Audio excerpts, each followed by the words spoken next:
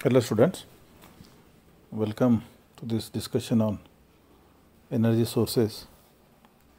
This is under Elements of Mechanical Engineering, Module 1. So we are all using electricity, right, round the clock, be at home, be it college, office. So I think you should be knowing that electricity what we use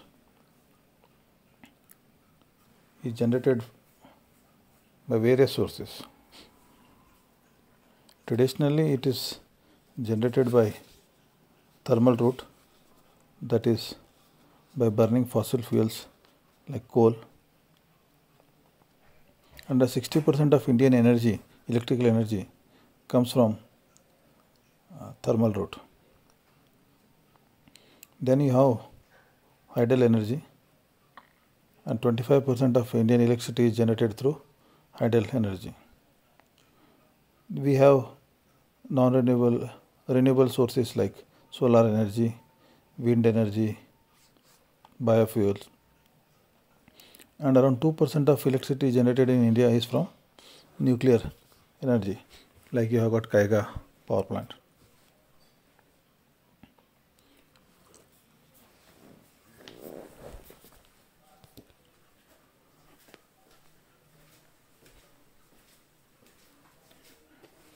So the normal sources or conventional sources like coal are finite in nature, and they may last for few more decades.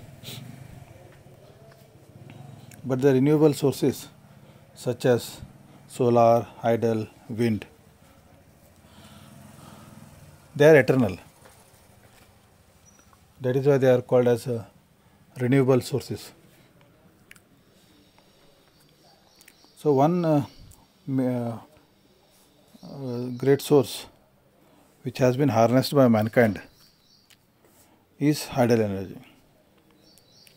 Hydel energy means hydroelectricity.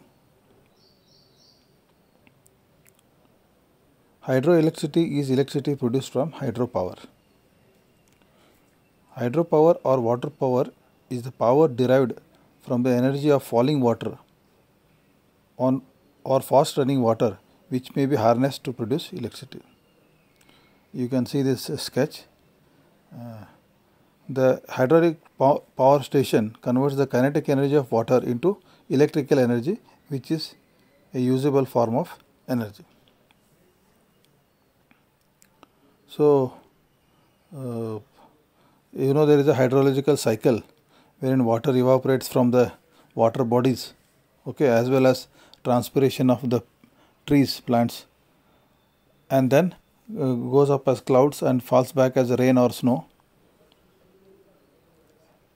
and gathers into streams and rivers flowing back to the sea and ocean. So this movement of water gives an opportunity to harness the useful energy. In order to generate electricity from the kinetic energy of moving water, the water has to move with sufficient speed and volume to spin a propeller-like device called turbine. See, you have seen wind turbines, I think you might have seen. So there is a big turbine and the air is moving, rotating that turbine. Similarly, these hydro turbines are also smaller turbines, and it has to be moved with some mechanical power, and this kinetic energy of water is used to do so.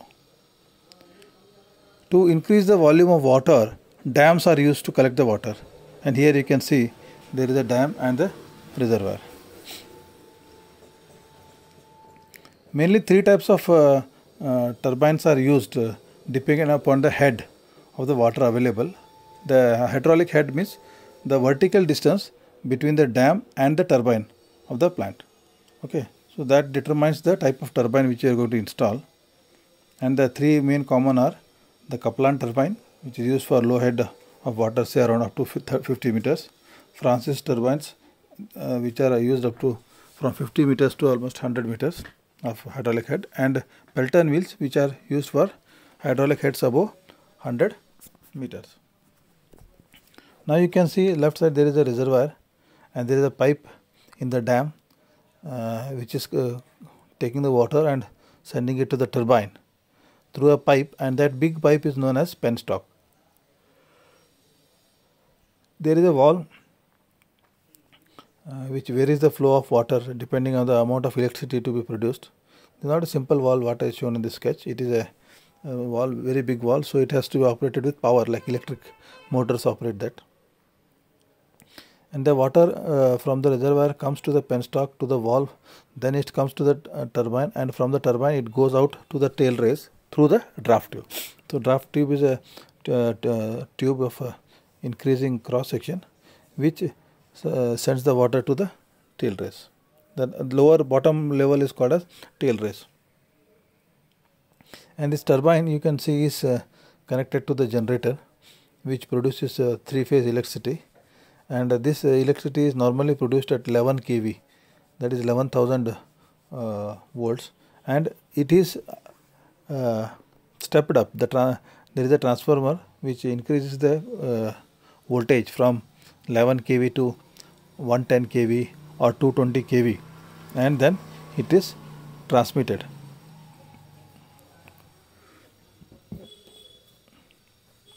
So what are the advantages of hydropower? It is very flexible, and only the cost involved is only the construction of the dam, and it doesn't emit any gases, like there is no combustion and there is no fuel being used, and hence no pollution. And also the operating cost of the plant is very less, because very less number of people are required for maintenance of this plant. And also these dams are nowadays, wherever dams are built, parks are built, so that the people don't get scared by the large quantity of water, but they can enjoy the gardens along with the children. And some amusement games are also provided. And large dams can control the floods that can affect the downstream of the dams, and can also supply water to support irrigation. So dams serve two purposes. One is for this power generation, and secondly for irrigation, and also for even drinking water supply. And the disadvantages are, the cost of the hydraulic power electric plant is very expensive, because the dam especially, it takes a lot of time and a lot of money, because it is a huge structure. And the power generation depends upon the availability of water. The hydraulic power plants are site specific, means you cannot build it wherever you want. Wherever the river is there only you can build a dam. Okay, so they are very site specific. So sometimes what happens, due to construction of dam, the adjoining areas they get flooded, so they have to be like shifted, relocated. Due to the construction of the dam, the water level rises there, and hence in the catchment area, and hence those people, they will be shifted to alternate locations. And the power generation depends on the rain, and during the time of drought or in the peak summer, it may not work, because the water availability will be very low, and that water is normally not available, and available water also is applied for drinking purpose.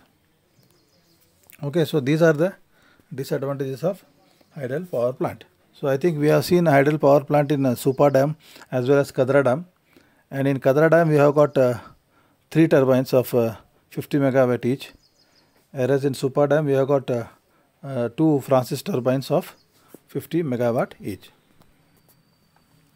So we will discuss about the next source of energy, that is solar energy, in your subsequent discussion. Thank you.